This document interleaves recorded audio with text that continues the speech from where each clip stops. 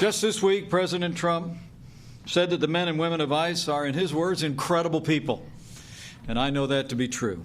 Incredible patriots. The President sent me here today with a very simple message.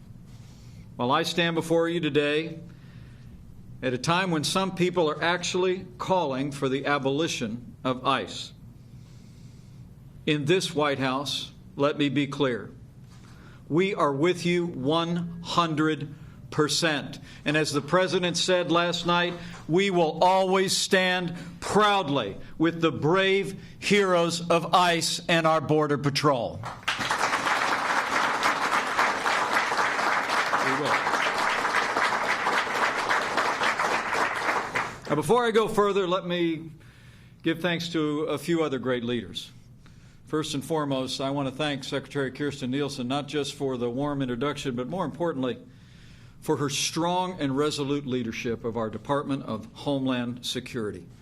She has stood strong for the courageous men and women of this agency, and the American people and our safety have been advanced as a result. Would you join me in thanking the 6th Secretary of Homeland Security, Secretary Kirstjen Nielsen, for your service to the United States.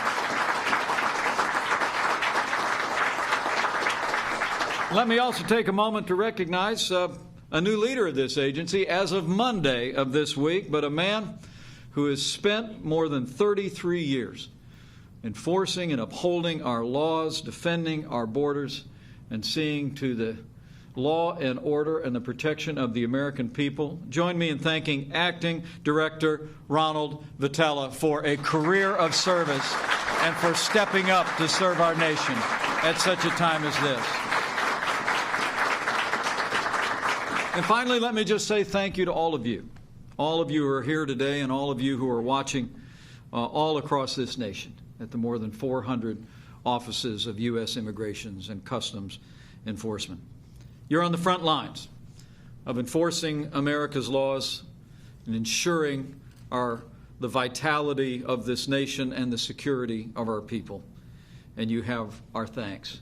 The thanks of our President, and I want to assure you, you have the thanks and the admiration of the American people.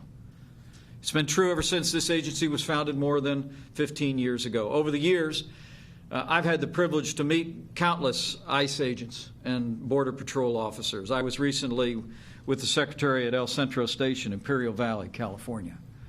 And I never fail to be inspired when I'm around men and women who have answered a call to uphold the laws of this nation throughout this great and storied agency. Now, the truth is your courage, your determination, your dedication to the law and to the American people inspires me and inspires the people of this country. At this agency, as the Secretary just described, more than 20,000 patriots stand every day, investigators, field officers, special agents, analysts, each and every day, stand for the rule of law in this nation and stand for the interest of the American people. You step up to enforce our system of legal immigration. And the truth is, every day, men and women of ICE also confront criminal illegal immigrants who endanger our communities and prey on our most vulnerable. Our ICE agents are busy every day taking them off the streets. You've fought vicious gangs like MS-13. You've stopped human smugglers, child traffickers, disrupted drug cartels that are poisoning our youth and stealing lives of promise. You've apprehended terrorists who've come into our country to challenge our way of life and harm our people.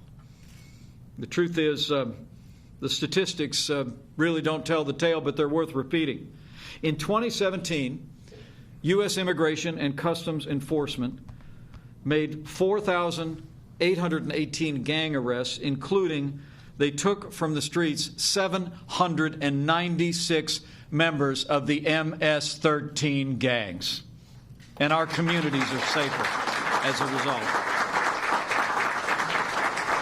There were nearly 33,000 arrests by ICE personnel, criminal arrests, individuals who came into this country illegally and then pursued crime against our people. Nearly 1 million pounds of narcotics were seized by ICE agents in 2017 alone.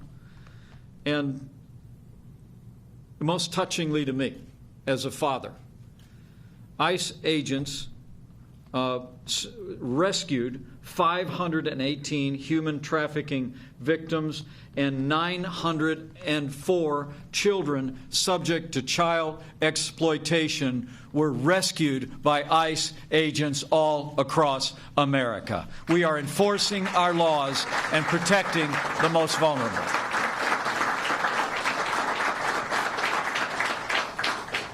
You do all this because you love your country. You do all this because you're called to serve. But I want you to know, President Trump and I and the American people understand that behind these statistics and this work, you also, you do so oftentimes without regard to your personal safety. Men and women of ICE, like all of law enforcement, you've answered a call that requires you to put the lives of your countrymen ahead of your own. And I want you and your loved ones to know that we understand this. We appreciate and understand the risks that you face when you come into contact with violent criminals, when you enforce the law, when you remove drug dealers and gang members from our streets that threaten our families. In recent years, tragically, attacks on you and your fellow law enforcement officers have risen dramatically.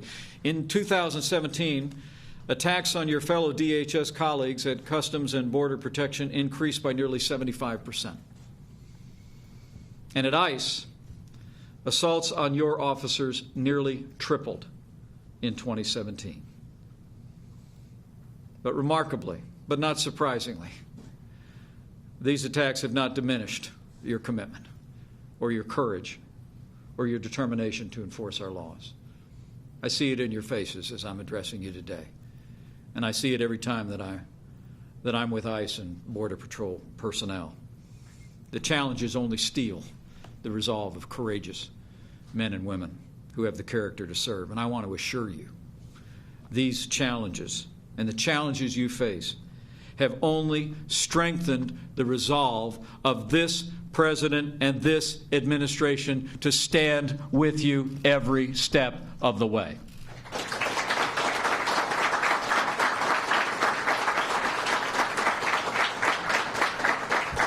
I want to assure you, as I travel across this country, that the American people know that men and women of ICE are American heroes, that you're doing an important job. You're often doing a dangerous job, and you're doing it for them. And I want to promise you that we're going to continue to work to make sure that this agency has both the support, the respect, and the resources that you deserve to do the job that you have been called to do.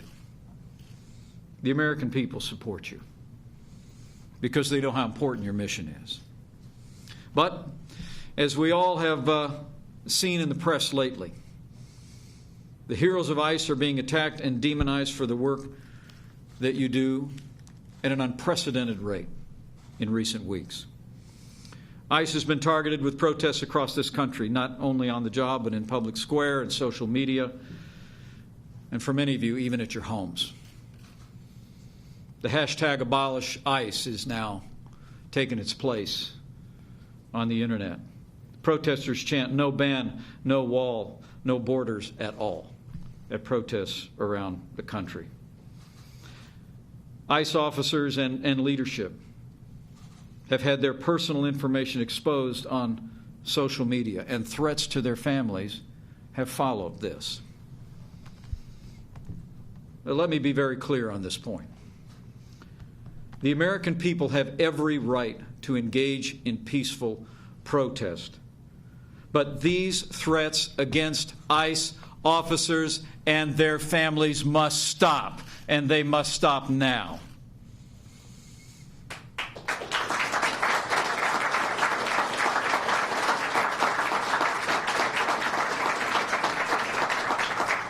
The sad fact is, though, it isn't just the expression of the radical left that's been speaking out against ICE lately. The truth is that opposition of ICE has moved to the center of the Democratic Party itself. Just when you thought the Democrats couldn't move farther to the left, leading members of the Democratic Party, including candidates for higher office, are actually openly advocating the abolition of ICE, an agency that protects the American people in our communities every single day. Senator Elizabeth Warren, Senator Kirstjen Gillibrand, and the mayor of New York City, Bill de Blasio, have all already called for ICE's abolition. A leading candidate for governor of New York actually even appallingly called this agency a terrorist organization. Now, let me be clear on this point. The American people have a right to their opinions. But these spurious attacks on ICE by our political leaders must stop.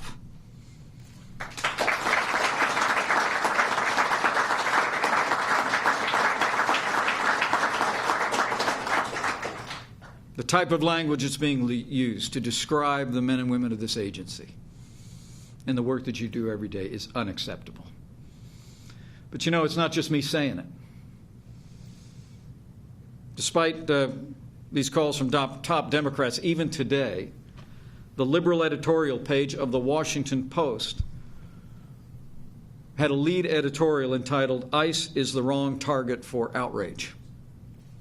In their editorial, and I quote, the Washington Post acknowledged that the 20,000 employees of ICE manage more than deportations, they wrote.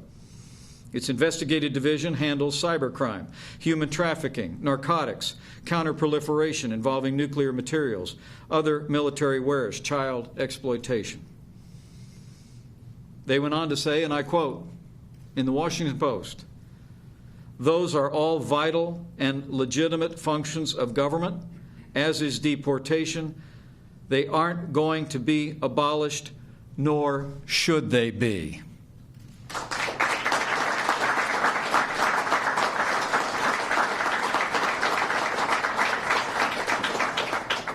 You know, the truth is the calls to abolish ICE are not just outrageous, they're irresponsible. Abolishing ICE would mean more illegal immigration, people being able to come into our country. Last year, ICE actually removed 226,000 illegal immigrants from our communities in our country. Abolishing ICE would mean more violent crime. Last year, ICE arrested more than 127,000 immigrants with criminal convictions or facing charges for breaking our nation's laws, including criminals who were responsible for 50,000 assault offenses and more than 11,000 weapons offenses, 2,000 kidnapping offenses, and 1,800 homicide offenses. Abolishing ICE would mean more vicious gangs like MS-13. And I've already discussed with you the extraordinary progress in the last year that we've made removing dangerous MS-13 gang members from our streets. The truth is that the arrests that were made by ICE represented an 83% increase from the last full year of a previous administration. That is real progress that's making a difference for the safety and security of our families and our communities. Abolishing ICE also would mean more drugs in our schools and on our streets. Last year, ICE has seized nearly 500 tons of narcotics, nearly 1 million pounds of heroin, fentanyl, and other deadly drugs that criminals and cartels were smuggling into our country. Abolishing ICE also would mean more human trafficking. And as I mentioned, last year, 518 human trafficking victims, nearly 1,000 victims of child exploitation. Abolishing ICE also would give terrorists a new chance to exploit immigration loopholes. It's exactly what happened before September 11, 2001. Because of the tireless work of ICE and the entire law enforcement community over the past 15 years, I truly do believe the men and women of this agency over the last 15 years have played a critical role in ensuring that no major terrorist attack occurred on our shores. and you deserve to be credited.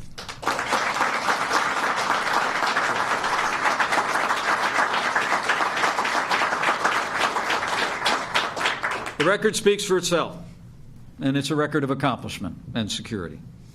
Every day, ICE makes America safer and more secure, and every citizen of this nation is better off and safer because of the work that you do. And so today, I want to make it clear to all of you and all of those looking on. Under President Donald Trump, we will never abolish ICE.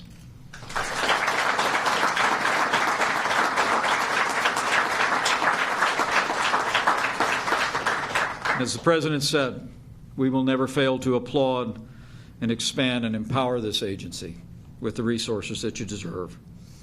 As the President said recently, we're not abandoning ICE. In fact, it's just the opposite. Working with our Republican majorities in the Congress, I'm proud to report President Trump has already given this agency new funding to achieve your mission. This year, we increased your baseline budget to $7 billion, a 10% increase over 2017. And the President's called on the Congress to give additional resources of more than $1 billion for 2019, including the hiring of 10,000 new ICE officers and investigators. Our word to all the courageous men and women of ICE is help is on the way. We're going to make sure you have the resources and the support that you deserve. And just as important in this White House, as you all know, we're fighting to secure our borders so that illegal immigrants, gang members, and dangerous criminals can't enter our country in the first place. The President's already signed into law the largest investment in border security in nearly a decade, and we've started to build the first 100 miles of the new border wall. We'll continue to call on the Congress. Call on the Congress to come together around immigration reforms that secure our border, build a wall, close the loopholes that too often serve as a magnet for vulnerable families, or worse, to come in across our border. Just be confident of this. President Donald Trump and I will always fight for you. We'll always stand with you because we know that you are in the fight every day for the safety and security of the American people. We'll always have your back, but I'm here as your Vice President to assure you that the American people are with you. As I travel across this country, I hear the admiration and appreciation that millions of Americans have for the men and women of this agency, for the sacrifices that you and your families make every day so that their families can be safe and secure. We're all grateful for your courage. We're grateful for the risks that you're willing to take to uphold our laws and defend our country. We're frankly grateful that our nation has men and women of such character and selflessness who are willing to step forward in this cause. So men and women of the U.S. Immigrations and Customs Enforcement, I'm here to tell you that we stand with you, and we always will. But not only will we stand with you, giving you the resources and the respect that you deserve, but I also want to assure you that you're in our prayers. And I know you're in the prayers of tens of millions of Americans who understand the risks that you take, who understand that for many of you, when you walk out the door in the morning, it's different, like it is for every law enforcement officer in this country. You've responded to no ordinary calling. It's a calling where you've decided to consider others as more important than yourself. And your families have supported you in this calling. And we understand that. And so you go with our support, but you go with our prayers. And for my part, I can't help but reflect on the words of the psalmist in my hope that you would be confident that his faithfulness will be your shield and your rampart, that you will not fear the terror of night or the arrow that flies by day, that as you make him your refuge, no harm will overtake you ever. That will be our prayer. So thank you for the honor of addressing you today. But more importantly, thank you for your service. Thank you for what you do for the American people every day to ensure the success of this nation and the security of our people. Now, I leave here today with renewed confidence that you'll continue to do just that. That despite the criticism that may be leveled by some, that I know you'll continue to do your job with determination. You'll uphold the rule of law. You'll see to the interests of the American people.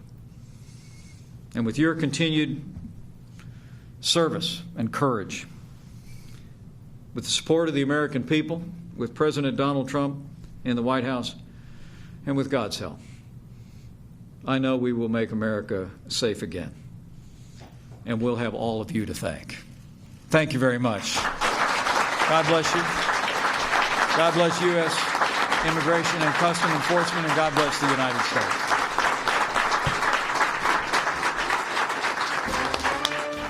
That was Vice President Mike Pence speaking at the ICE headquarters in Washington. He was criticizing people who were calling for ICE to be abolished and countered that the Trump administration is passing one of the largest boosts to border security that would affect directly that organization. We're going to take a quick break and bring you much more when we come back. You're streaming CBSN. CBS News, always on.